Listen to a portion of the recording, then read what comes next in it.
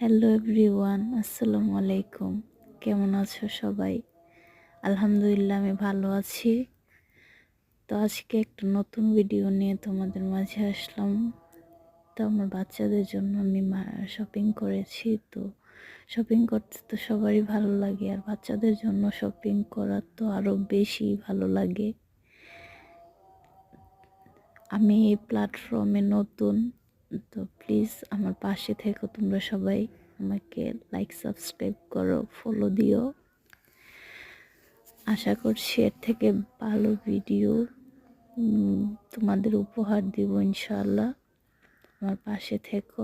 এই তো এগুলো আমার ছোট ছেলের কাপড়, গেঞ্জি।